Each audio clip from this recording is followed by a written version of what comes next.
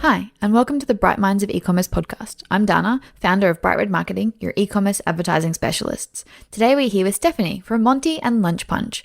She started Montii Co from her garage 5 years ago when she couldn't find lunchtime essentials for her two little boys that lasted more than 2 seconds in the playground. So she decided to make them herself. From there, they have developed a whole range of everyday essentials, grown to a team of 20 working out of 2 warehouses and with stockists all over the world.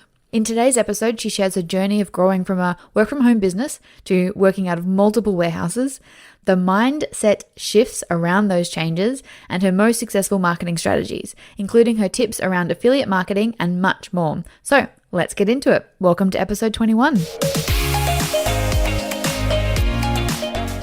Today we're here with Steph from Montii and Lunch Punch. Welcome, Steph. Thank you so much for having me. It is a pleasure to have you. So tell us a little bit about Montii and Lunch Punch. How did everything kind of come to be? All right. So I started first off with Lunch Punch. I actually purchased Lunch Punch from a lovely lady called Kirsten. She'd been running the business for about 7 years before I took over. And she basically got to the point where she just didn't want the brand to just close down because she was done. So she was looking for someone to kind of take the baton and keep running with it. So that's where I started. Lunch Punch was pretty little at that stage, and I had absolutely no experience and no idea what I was doing. So started with that, and then I think I had Lunch Punch for about 8 months before I started Montii, because I really wanted to take that learning that I had from Lunch Punch, so learning about manufacturing and selling wholesale and retail and all of that, and put my own brand on it, because I felt like the Lunch Punch audience was a little too niche for what I was wanting to do. So Lunch Punch makes sandwich cutters and bento products, and they are aimed at quite young kids. And yeah, so once I started Montii, we were able to kind of open up to a much wider demographic there. Yeah, fantastic. What was that process of buying a business like? Because I know that's often people think about getting into business that they have to start from scratch. You've obviously bought a business. What was that process like? I don't know if I'm great at giving advice on this, because Kirsten was just so generous. So I feel like I probably paid far less than what the business was worth. And she really did such a great handover and held my hand and taught me everything, because to her, like, Lunch Punch was her baby, and she had been trying to sell it for a while and not being able to sell it, I guess, at what she had imagined. And she was at the point where it was kind of sell to someone or close down. So she was just such a huge mentor for me, really patient in that handover. But when I did purchase it, we had no social media presence. The website wasn't really working. It was kind of just a brand, a warehouse full of products that had been sitting there for quite a while.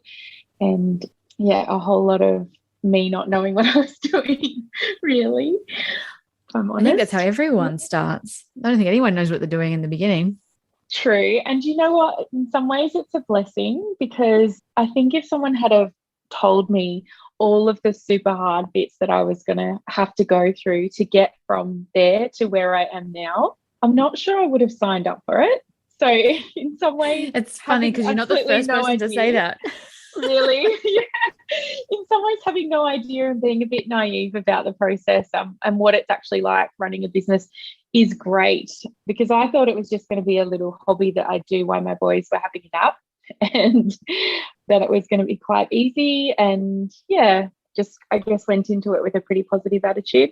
I think that's a good way to start, though. I think if you go in too negative, like, you'd never succeed. Like, you kind of need to go in with a bit of positivity and a little bit of naivety just to kind of like get going, and then you learn the lessons along the way. So true. Yeah, it actually didn't really cross my mind that it could go wrong either. People ask me now, like, how did you feel like taking that big risk? And I'm like, well, at the time, I don't think I realised it was a big risk. I do now. But yeah, at the time, it just felt like I was pretty confident that it was going to work out. Yeah, fantastic. So obviously you purchased Lunch Punch and then started Montii. Tell us a little bit about that journey, any lessons and things you learned that are worth sharing about, launching that second brand. Yeah, so Montii, I originally started because I wanted to bring out some lunch bags. So I was searching for some products for my two boys they're quite rough and tumble, I guess, like stereotypical boys. And I just got so frustrated trying to find products that would, one, look good, and two, last through the way that they treat things. And I found that products were either one or the other. So they were either, I find Kmart makes stuff that looks really cool, but in 3 minutes they've destroyed it and I need to replace it again. And then there was some other brands out there that made lunch bags and drink bottles and those products that would just last forever, but they were ugly or plain, very plain. So it was really born out of that frustration. And at the start, I tossed up whether I would just brand them Lunch Punch. And initially that's what I had planned on doing. But I found that Lunch Punch was just quite niche. The audience was quite niche. We had quite a few followers in America and I hadn't, for Lunch Punch, I didn't plan on launching Montii into America straight away. So I decided to set it up as its own brand. And I also felt like by starting it from scratch, it could be more me, so more like authentically me rather than starting with something that already existed.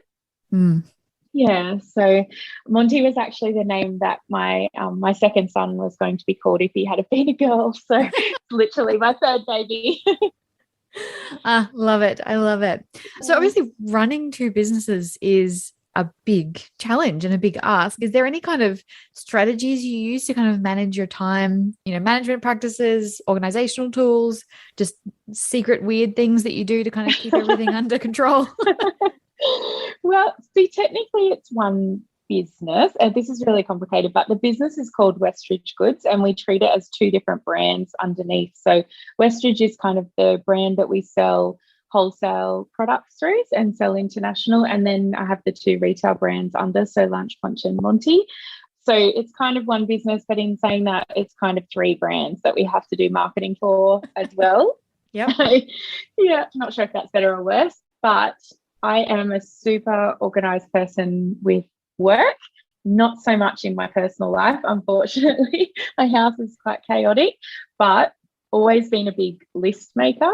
And up until recently, that has been on paper. So I just found myself lugging a million different notepads around and rewriting and scribbling out lists. And just recently, I moved to an iPad and a program called GoodNotes. And that was a recommendation from Claire at Bon Maxi, actually. And that has been a game changer for me because I basically have all of my notepads and you can actually hand write your notes, which I love. So I use the Apple Pencil and hand write them, but you can have all your notes in there electronically. And so I still just basically write lists, but I have multiple lists in there, made myself some pretty templates in Canva to write my lists on. But so I use Asana for ongoing big projects and stuff that involves the rest of the team. But at the start of the week, I sit down and map my week out. And so, Monday I'm focusing on this one big meaty task, and Tuesday, this is my one focus. So I map out the whole week and generally a mix of work and, whatever other personal commitments I've got. And that really, really works for me. I'm someone who has a million ideas and I have had to learn that I just can't do them all this week. So being able to write them on a list so that they're not forgotten and then sit down on the Sunday and go, which of those million ideas am I going to try and tick off this week has really helped for me. I love that because I'm a paper person too. Are you? I always have been, and my desk is just covered with lists written and rewritten, and then I was like, it's just not really working anymore. My desk has 3 of those to-do list checker notepad things and then a plain notepad on it. I think I need to take a page out of yours and Claire's book and have a look at this. You should check it out. Yeah, and I love that you can design your own notepad backgrounds in Canva. So I did that. So I've got a whole week laid out already, and then I just rub it out from last week and then write up what I'm planning for next week. So that's been really good. But in my actual work time, I also really struggle to focus. So I'll sit there and go, oh, I've got 10 things. Which one am I going to start on? And maybe have 3 of them on the go at once. But another tip that I picked up, this is actually from Leanne Weber from the founders team, is the Pomodoro timer. So have you tried that before? I have. Yeah, it's so great. And so I use noise cancelling headphones. Even if I'm at home by myself, for some reason, it helps me get in the zone. I set a timer, which they go for 25 minutes and then you get a 5-minute break. And I'll try to just focus on one task and knocking it over. And I found that just by doing that, I'm actually achieving so much more by the end of the day. I have used that one before and it's fantastic. I just get out of the habit of using it. But no, it is a very, very powerful technique. It is really good, isn't it? And I find my work days are actually quite short because I have kids who are in school and I'm generally either dropping them off or picking them up or doing both. So I have to try and really maximize that time that I'm at work because I don't want to work in the evenings and, carry it forward just because I was not focused when I did have work time. No, I'm with you there. Fantastic. So you've actually grown your business from working from home to, you said, a warehouse with 21 staff? That's right. Yes. Tell us a bit about that journey. Like, I want to hear how you went from like working from home to like getting the warehouse and like your first staff members. Like, tell us a little bit about that journey and kind of the do's and don'ts of that process. Sure. Yes, I started from home. It was just me for quite a while and my husband when he would come home after work.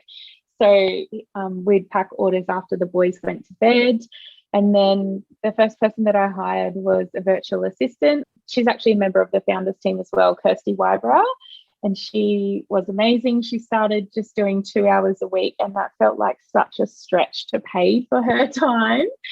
But it just freed me up to focus on different things because she was kind of strong where I was weak. So I, for instance, really struggled to write.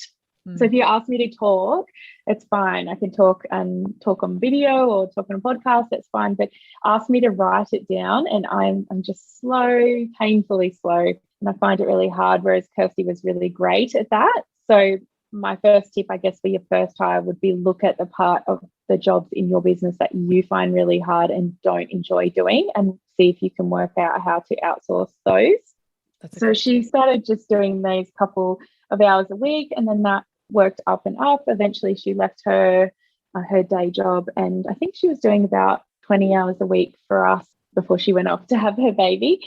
But the next hire that I had was casual help to pack orders from home.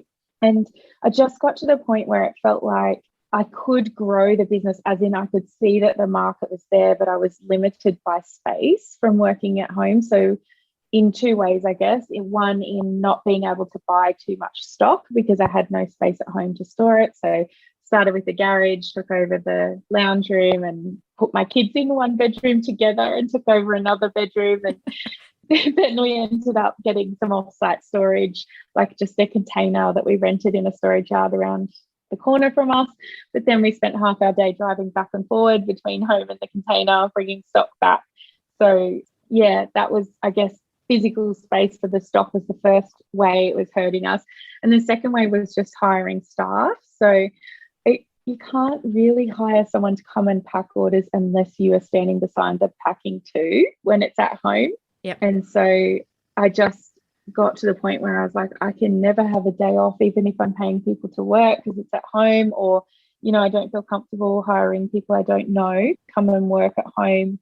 So yeah, it just got to the point where we were weighing up either moving to a 3PL, so a third-party logistics, and having them pack the orders for us, or getting a warehouse of our own. And we went through a bit of a process to investigate those two options, but ended up deciding that, I guess for the second reason being that I wanted to be able to hire more staff and not necessarily just warehouse staff, we decided that we were better off getting a warehouse and office space. Because otherwise, if we had have moved to a 3PL, the chances were that we'd need to rent an office anyway to have those other staff in. Yeah, so that makes sense. Yeah, decided to go down that path. We're super lucky that our accountant managed to work some magic, and we actually purchased the warehouse using our super fund. Oh. Self-managed. Yeah, purchasing. So my husband and I put our super together because we had put every cent that we had into stock, and I thought, how are we even going to get a warehouse? But we managed to make that work and bought a little warehouse, and we moved in about 2 years ago now. But we also rent 2 more warehouses in the same complex because we did outgrow that one quite quickly. Very So nicely done, though.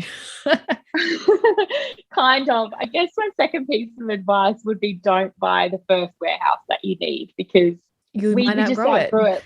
We outgrew it so quickly. And now, yeah, I haven't really worked out. Actually, we got to the point we've had ours and the one next door for just over a year now.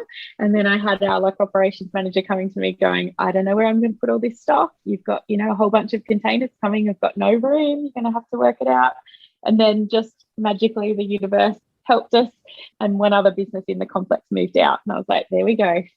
We'll take that one too, please. Now, thank you. Yes, thank you. So I think that'll get us through the next year or so, and then we'll have to work out what we're doing again.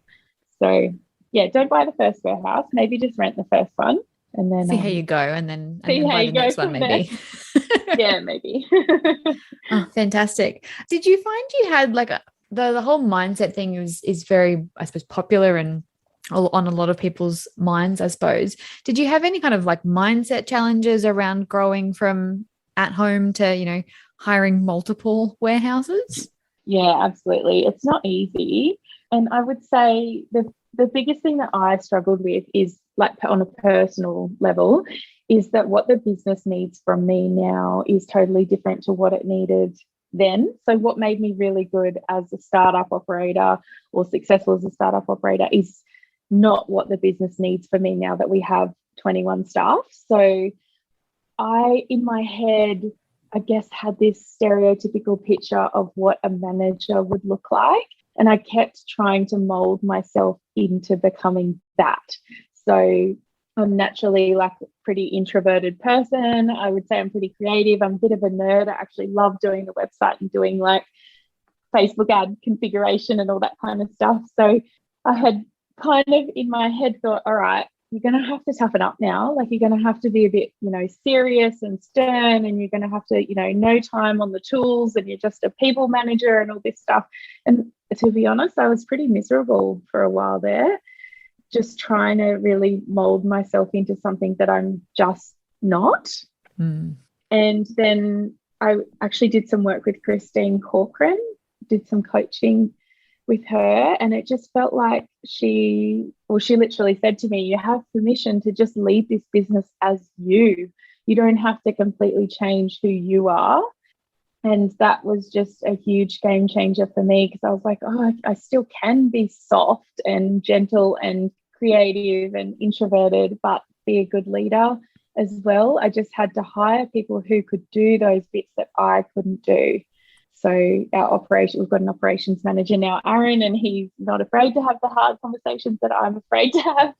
And he's really great at running and coordinating a team and everything. So I don't have to be. I can just be deciding on the strategy and, directing from a different perspective. Mm. And yeah, that was really a huge game changer. And just giving myself permission to still be me has meant that I really enjoy working in my business again, even though my role has changed. Yeah. I think it comes back to what you said before, you've got to outsource the parts of the business you don't like. That's part of growing as a business. You got to enjoy what you do. And if that means outsourcing bits and pieces, that's what it means.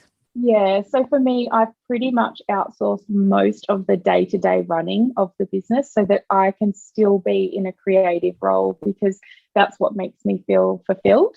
So I want to be sitting there writing, you're not writing necessarily, but, making changes on the website. And I want to be there setting up ads, and I want to show up on Instagram stories every day. So, keeping those bits and going home at the end of the day feeling like I've achieved something was really important to me. Whereas there are personalities that just absolutely love going in and just leading a team but not doing any doing.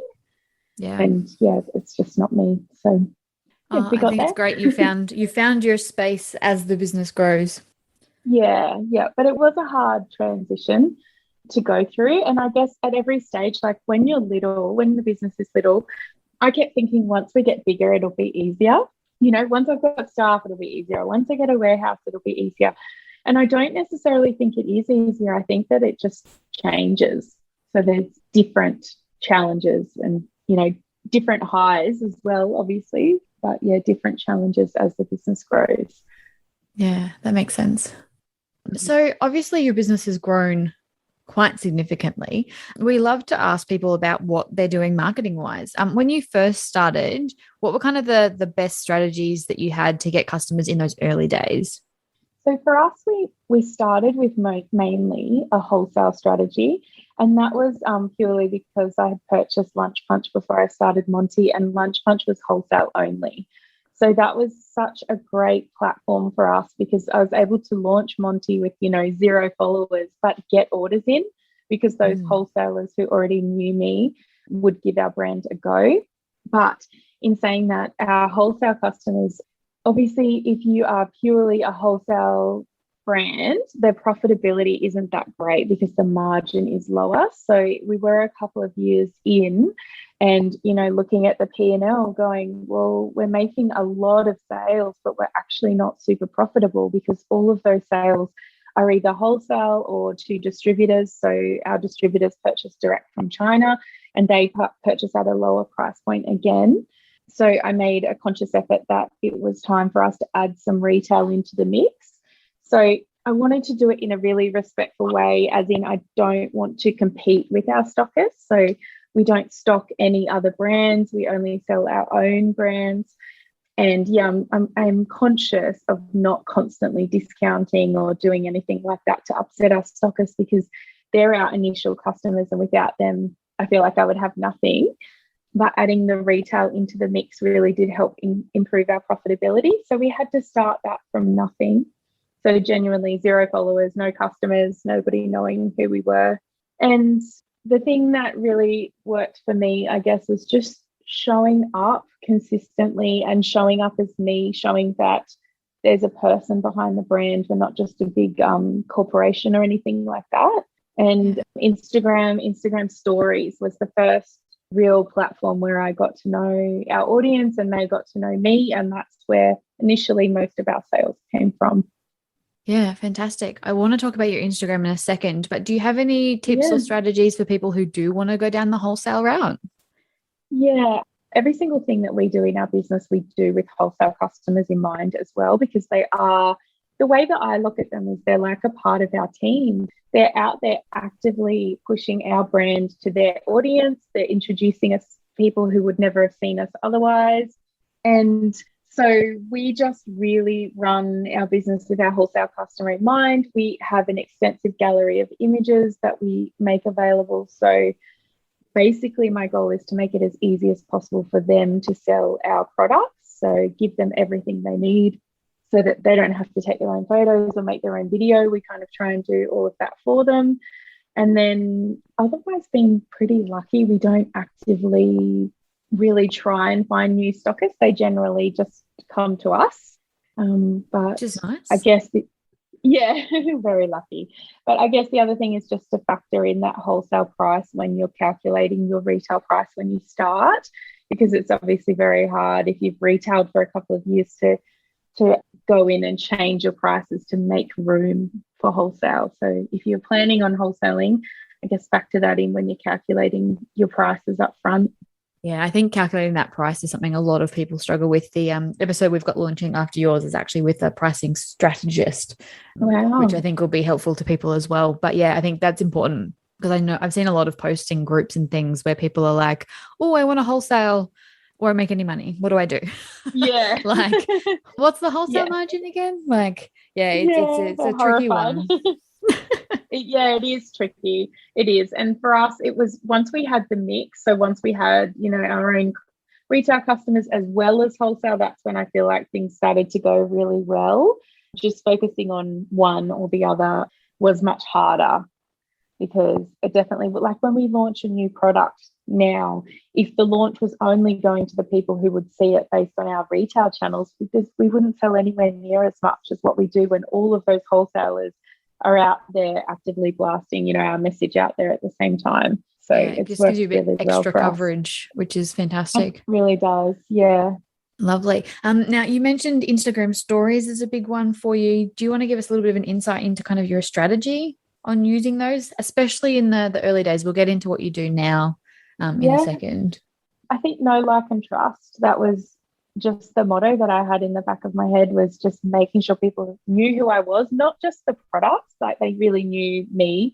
that they liked us, so liked our products, liked what I was doing, and that they felt like they could trust me as a person or trust us as a business. So especially when you're buying online and you can't physically touch the product or see the quality of it before you buy, it's so important that people trust you.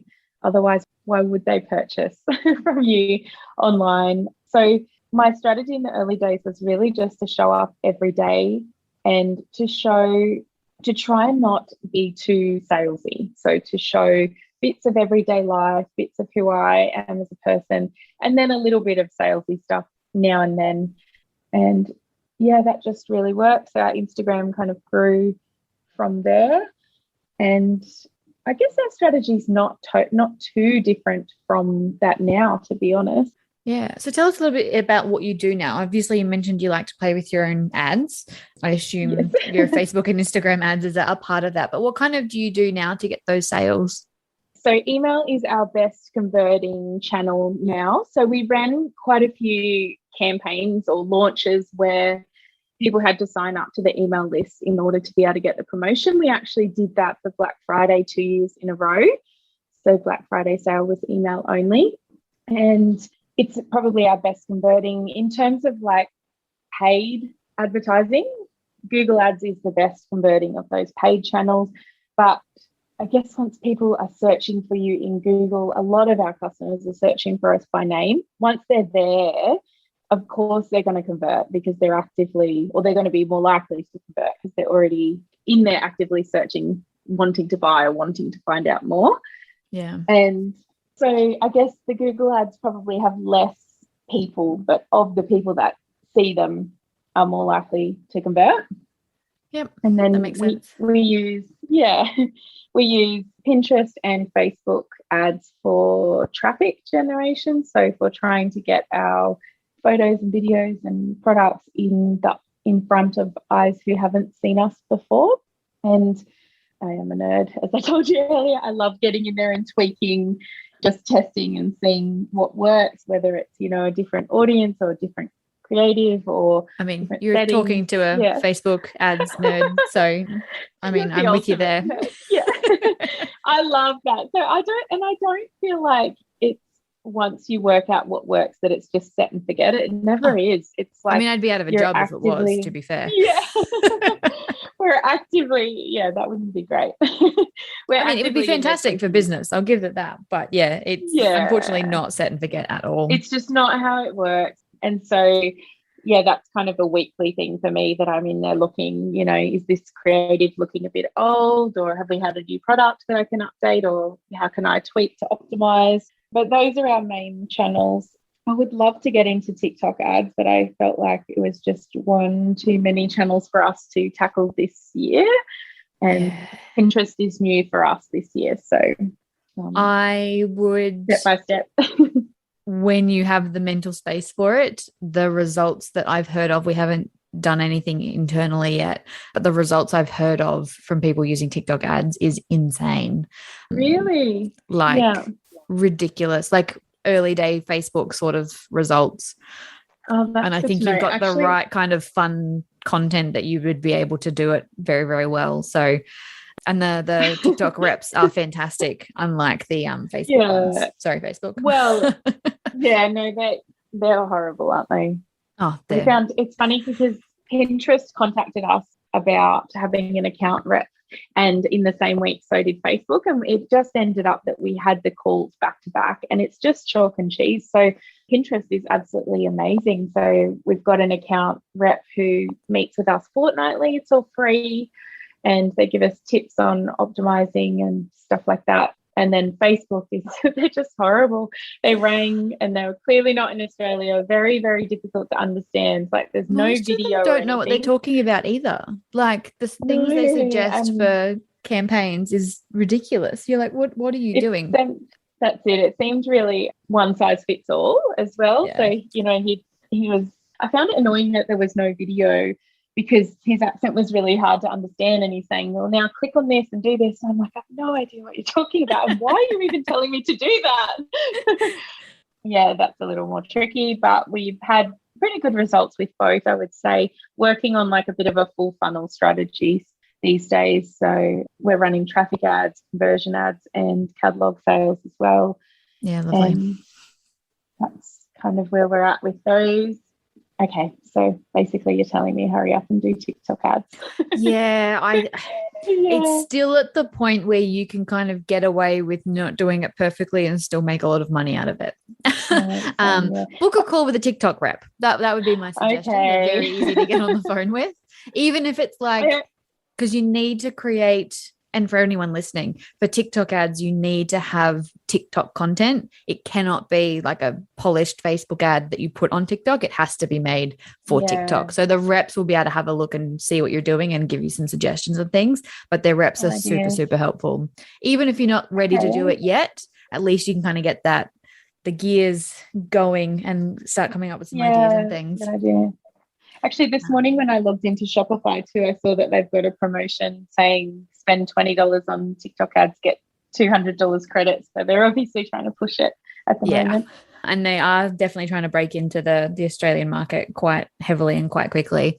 So it's a good time to be dabbling. But obviously, like, you never want to stretch yourself too thin with marketing because you want to make sure you're doing everything right. But if you're in a position to, it's something I would recommend at least looking into. Okay, good tip. Talking about customers and things, obviously a lot of your products are reusable. Do you have any tips on things on getting repeat customers and kind of keeping that lifetime customer value up? Obviously it's not, fast fashion or, cheap things that break really easily. Like, that's the whole point of your business. For us, it's really just been about diversifying the product range. So when we first started, I actually only had drink bottles, and then it was about 6 months later that we added lunch bags. And since then, I've kind of gradually added to the range. So I added smoothie cups, coffee cups, and food jars and other products. So where we're at now, we're quite lucky that people come back because there's more products in the range that is suited to them as well. Or they come back to purchase for other family members or gifts for other people. So we do actually have quite a good return customer rate, I guess better than you'd expect being reusable product.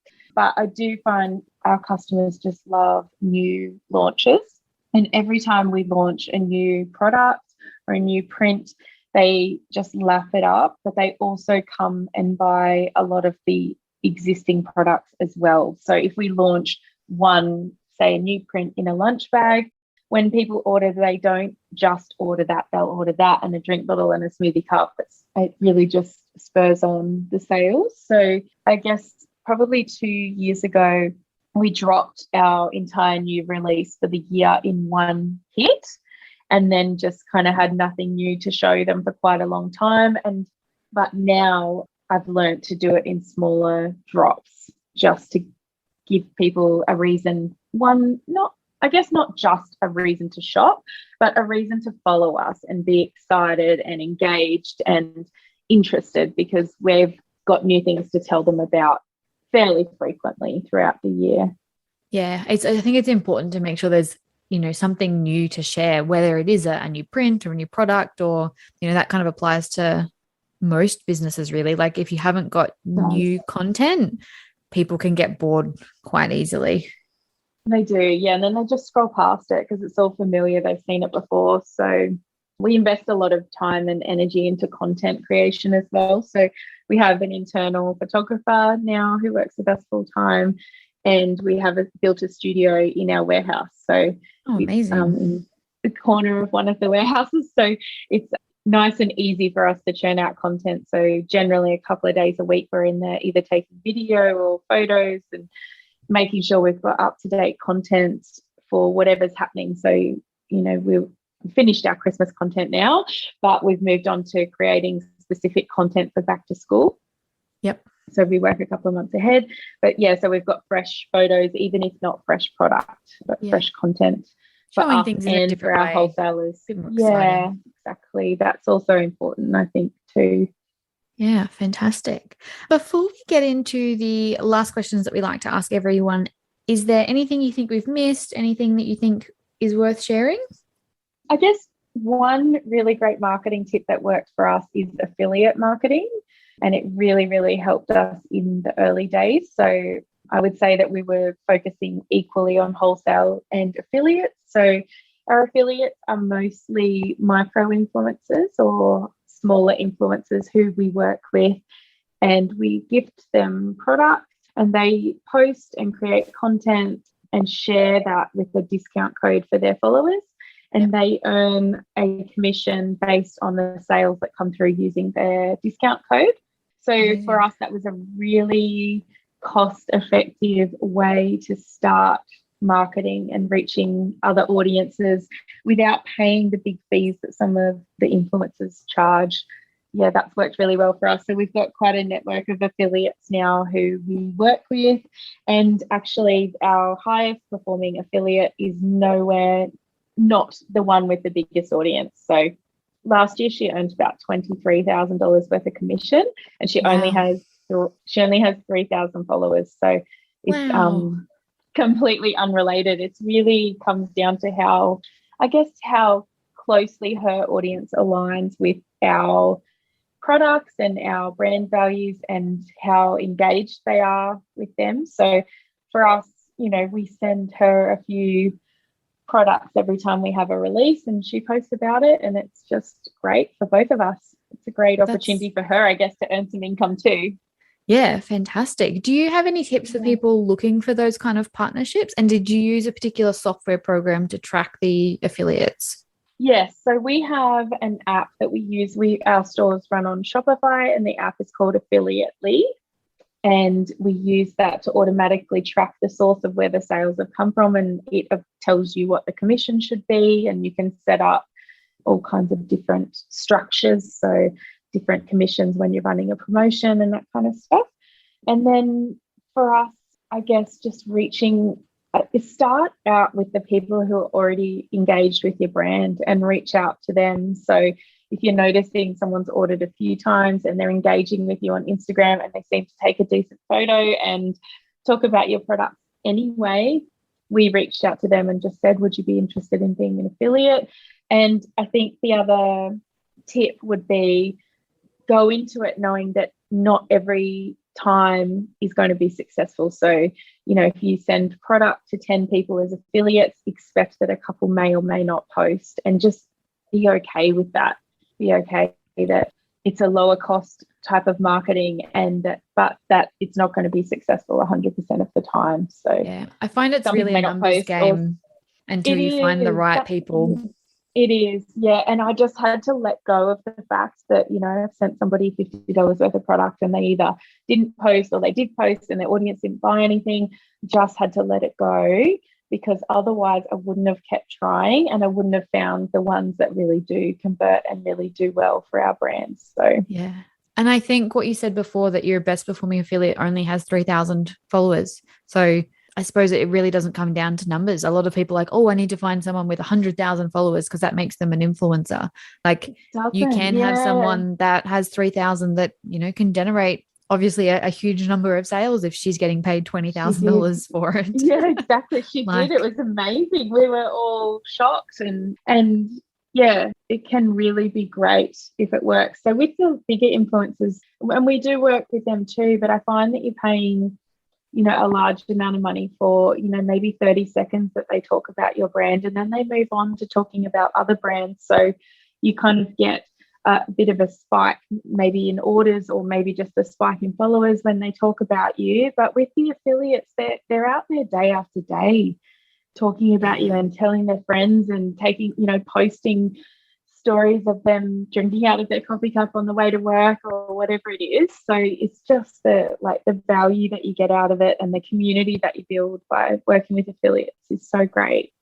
Yeah, that's amazing. I love that. Anything else before we finish up? I think that was it. An amazing, That was an amazing last note. I'm glad you mentioned that. Thank you very much. We talked about this briefly at the start, but do you have any other strategies or habits that you follow each day to help you stay on track? I exercise every day, first thing as soon as I wake up, and it's not because I'm a gym junkie. I mean, if you've seen me, you can probably tell I'm not a gym junkie, but I do that for my mental health, because I find I struggle with anxiety, but also it can be quite stressful running a business, and the temptation is definitely there to work 24/7. And I just starting my day with something that wasn't thinking about work has been really great for me. I think just removing the pressure that exercise has to be something exciting or something really high impact. And it most of the time for me, it's just going for a walk. So I do some personal training a couple of times a week, but most days I just get up, go for a walk, and I listen to a podcast while I'm walking. I make sure it's a podcast that is not work related. So something just for me, something I enjoy listening to. And then just I find starting my day like that makes me so much more productive and happier for the rest of the day. Yeah, probably a bit boring. I love that. No, not boring at all. And I think it's important that we talk about mental health because I suffer from anxiety and depression too. Like I see a psychologist on a regular basis. Like it's good to hear how other people are managing that, because it has to be a thing that is done daily. Like it's not something that you can kind of just go see your psych once a month. There's got to be the daily habits in there that really help that. So thank you for mentioning that. I love it. On that note, what's your favorite podcast? The personal non-business ones are totally fine. Yeah. I saw the questions about asking what my favorite business book and my favorite podcast were. And I thought, oh no, she's going to hate this because I actually purposely do not read business books, and I listen to business podcasts when I'm at work, but in my own time I listen to non-businessy ones. So to make you feel less bad about it, the last episode I recorded, she mentioned stand-up comedy podcasts, and we've had many people mention crime podcasts. So this is not a business question. I just like to hear what people's favorite podcasts are. Great. Okay, that I can do. Well, it's definitely not a crime podcast because I'm a big sissy and I'd probably never be able to sleep. Me too. I can listen to that. I'm with you there. But I love Mamma Mia Out Loud because they just talk about whatever's happening in the news and whatever's, interesting celeb news or whatever it is. I really enjoy The Undone as well, although I know that's targeted to people in their 20s. They say that at the start of every episode, and I'm like, look, I'm not in my 20s, but I'm just here listening, all right? I'm going to enjoy it anyway. Leave me alone. Yes.